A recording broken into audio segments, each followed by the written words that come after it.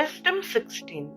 Therefore, those men were deservedly punished through such creatures and were tormented by a multitude of animals. Instead of this punishment, thou didst show kindness to thy people, and thou didst prepare quails to eat, a delicacy to satisfy the desire of appetite, in order that those men, when they desired food, might lose the least remnant of appetite because of the odious creatures sent to them, while thy people, after suffering want a short time, might partake of delicacies. For it was necessary that upon those oppressors inexorable want should come, while to these it was merely shown how their enemies were being tormented. For when the terrible rage of wild beasts came upon thy people, and they were being destroyed by the bites of writhing serpents, thy wrath did not continue to the end. They were troubled for a little while as a warning, and received a token of deliverance to remind them of thy law's command.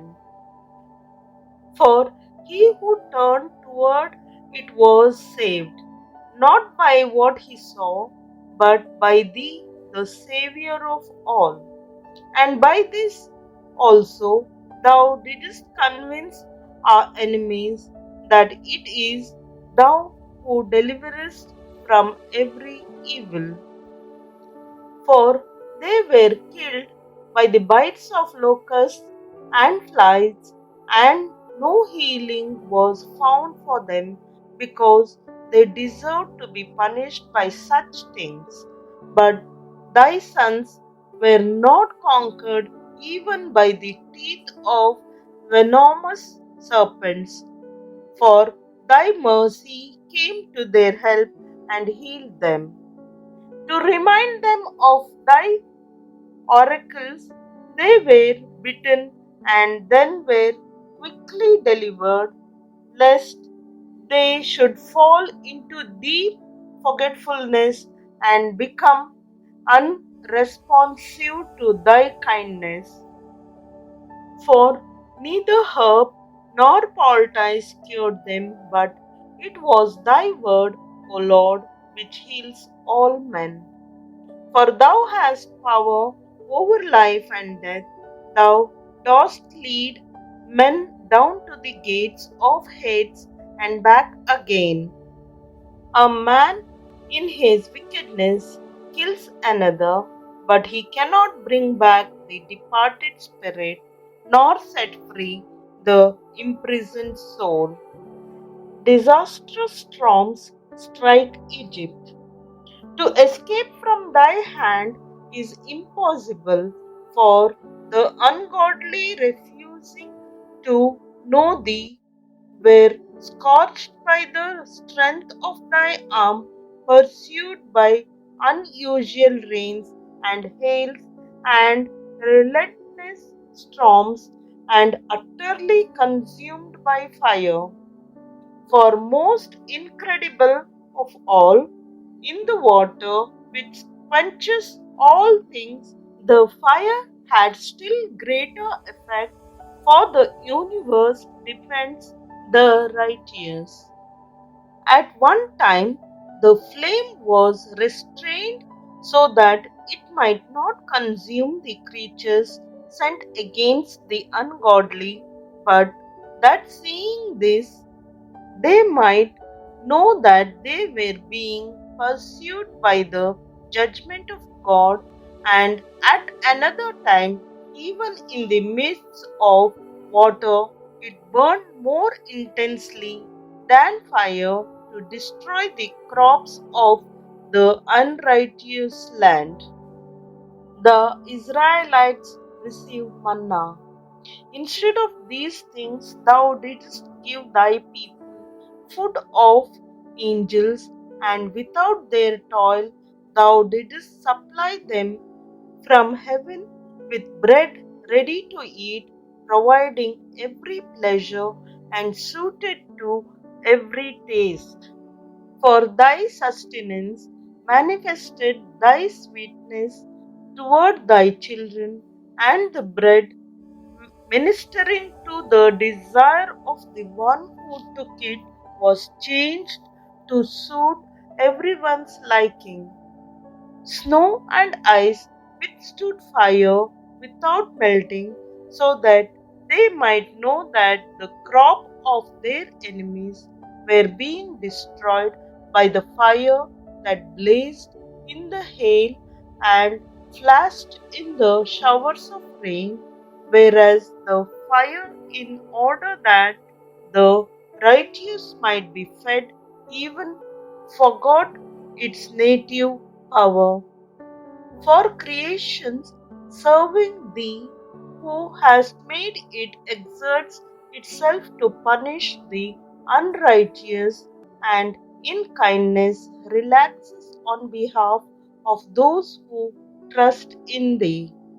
Therefore, at that time also, changed into all forms, it served thy all nourishing bounty, according to the desire of those who had need, so that thy sons, whom thou didst love, O Lord, might learn that it is not the production of crops that feeds man, but that thy word preserves those who trust in thee.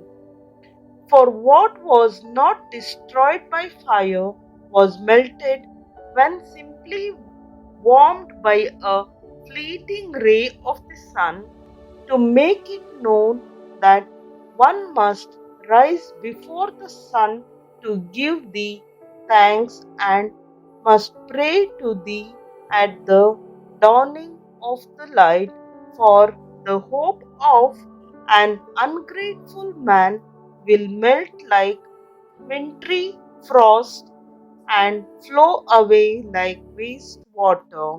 Wisdom 17. Terror strikes the Egyptians at night. Great are thy judgments and hard to describe. Therefore, uninstructed souls have gone astray.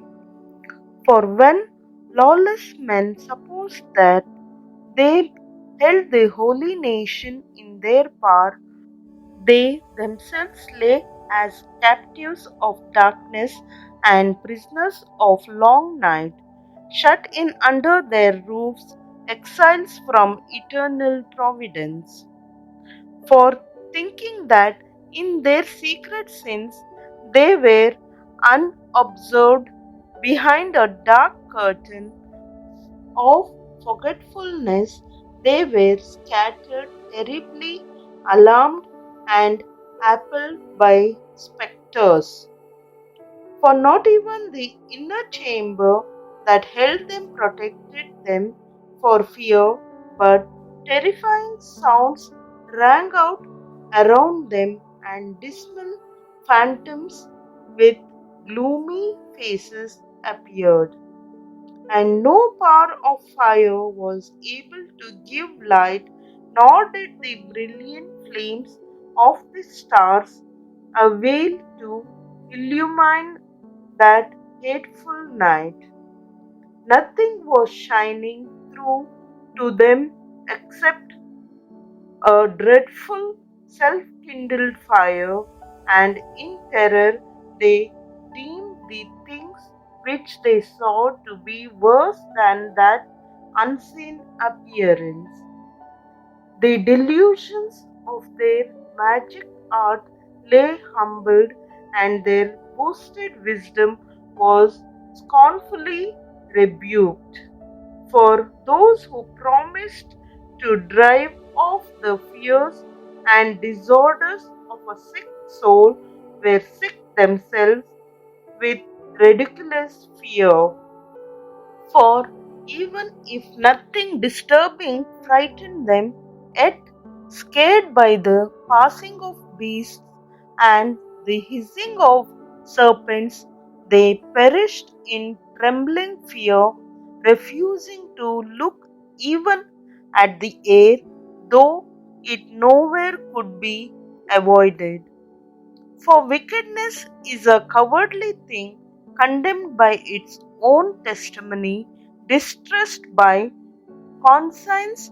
It has always exaggerated the difficulties.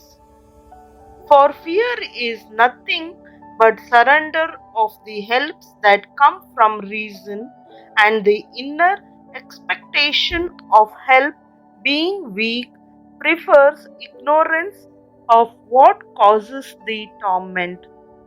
But throughout the night, which was really powerless and which beset them from the recesses of powerless heads, they all slept the same sleep, and now were driven by monstrous spectres, and now were paralyzed by their souls, surrendered, for sudden and unexpected fear overwhelmed them, and whoever was there fell down, and thus was kept shut up in a prison not made of iron. For whether he was a farmer or a shepherd or a workman who toiled in the wilderness, he was seized and endured the inescapable fate, for with one chain of darkness they all were bound. Whether there came a whistling wind or a melodious sound of birds in wide spreading branches, or the rhythm of violently rushing water, or the harsh crash of rocks hurled down, or the unseen running of leaping animals, or the sound of the most savage roaring beast, or an echo thrown back from a hollow of the mountains, it paralyzed them with terror. For the whole world was illumined with brilliant light and was engaged in unhindered work, while over those men alone heavy night was spread an image of the darkness that was destined to receive them, but still heavier than darkness were they to themselves. Wisdom 18. Light shines on the Israelites. But for thy holy ones there was very great light. Their enemies heard their voices but did not see their forms, and counted them happy for not having suffered, and were thankful that thy holy ones, though previously wronged, were doing them no injury, and they begged their pardon for having been at variance with them. Therefore, thou didst provide a flaming pillar of fire as a guide for thy people's unknown journey, and a harmless sun for their glorious wandering. For their enemies deserved to be deprived of light and imprisoned in darkness, those who had kept thy sons imprisoned, through whom the imperishable light of the law was to be given to the world. The death of the Egyptian firstborn.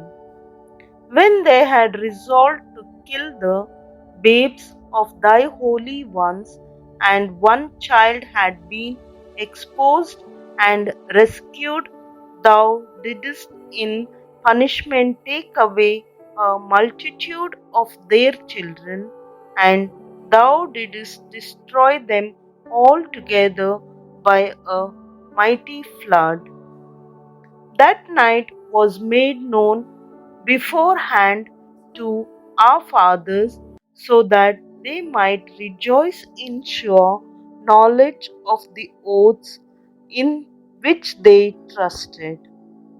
The deliverance of the righteous and the destruction of their enemies were expected by thy people.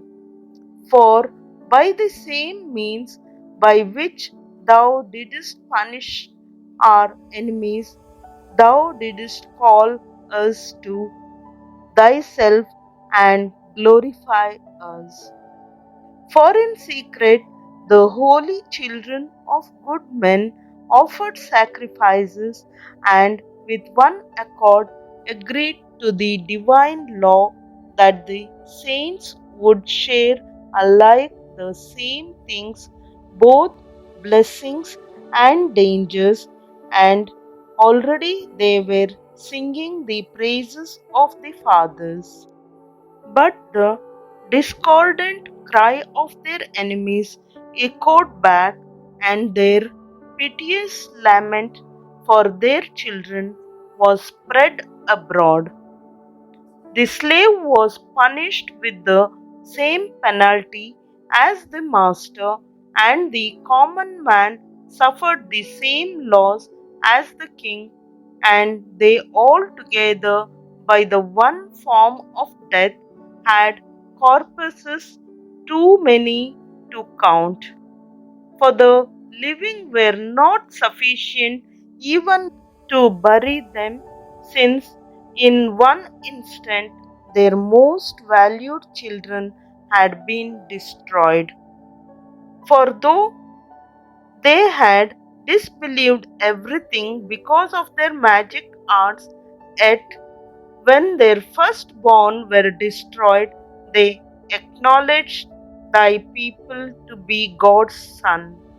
For while gentle silence enveloped all things, and night in its swift course was now half gone, thy all powerful word leaped from heaven, from the royal throne, into the midst of the land that was doomed, a stern warrior carrying the sharp sword of thy authentic command, and stood and filled all things with death, and touched heaven while standing on the earth. Then at once apparitions in dreadful dreams greatly troubled them, and unexpected fears assailed them, and one here and another there, hurled down half dead, made known why they were dying, for the dreams which disturbed them forewarned them of this, so that they might not perish without knowing why they suffered. Threat of annihilation in the desert. The experience of death touched also the righteous, and a plague came upon the multitude in the desert, but the wrath did not long continue. For a blameless man was quick to act as their champion. He brought forward the shield of his ministry, prayer and propitiation. By incense he withstood the anger and put an end to the disaster, showing that he was thy servant. He conquered the wrath not by strength of body and not by force of arms, but by his word. He subdued the punisher, appealing to the oaths and covenants given to our fathers. For when the dead had already fallen on one another in heaps, he intervened and held back the wrath, and cut off its way to the living. For upon his long robe the whole world was depicted, and the glories of the fathers were engraved on the 4 rows of stones, and thy majesty on the diadem upon his head. To these the destroyer yielded, these he feared, for merely to test the wrath was enough. Wisdom 19. The Red Sea. But the ungodly were assailed to the end by pitiless anger, for God knew in advance even their future actions, that though they themselves had permitted thy people to depart and hastily sent them forth, they would change their minds and pursue them.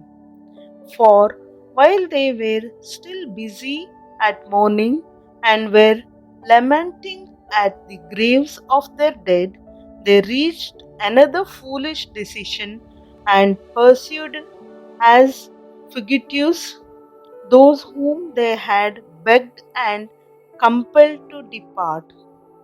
For the fate they deserved drew them on to this end and made them forget what had happened, in order that they might fill up the punishment which their torments still lacked, and that thy people might experience an incredible journey, but they themselves might meet a strange death.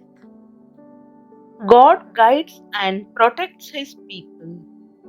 For the whole creation in its nature was fashioned anew, complying with thy commands, that thy children might be kept unharmed. The cloud was seen overshadowing the camp, and dry land emerging where water had stood before, an unhindered way out of the Red Sea, and a grassy plain out of the raging waves, where those protected by thy hand passed through as one nation after gazing on marvelous wonders. For they ranked like horses and leaped like lambs, praising thee, O Lord, who didst deliver them. For they still recalled the events of their sojourn, how instead of producing animals, the earth brought forth gnats, and instead of fish, the river spewed out vast numbers of frogs. Afterward, they saw also a new kind of birds, when desire led them to ask for luxurious food, for to give them relief, quails came up from the sea, the punishment of the Egyptians.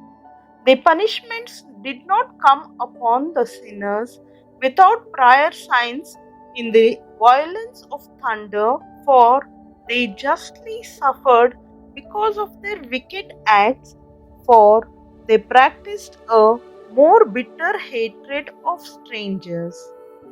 Others had refused to receive strangers when they came to them, but these made slaves of guests who were their benefactors. And not only so, but punishment of some sort will come upon the former for their hostile reception of the aliens, but the latter, after receiving them with festal celebrations, afflicted with terrible sufferings those who had already shared the same rites. They were stricken also with loss of sight, just as were those at the door of the righteous man, when, surrounded by yawning darkness, each tried to find the way through his own door. A new harmony in nature. For the elements changed places with one another, as on a harp the notes vary the nature of the rhythm, while each note remains the same. This may be clearly inferred from the site of what took place. For land animals were transformed into water creatures, and creatures that swim moved over to the land.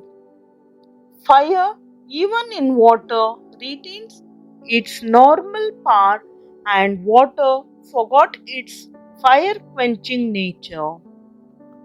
Flames, on the contrary, fail to consume the flesh of perishable creatures that walked among them, nor did they melt the crystalline, easily melted kind of heavenly food. Conclusion. For in everything, O Lord, thou hast exalted and glorified thy people, and thou hast not neglected to help them at all times and in all places.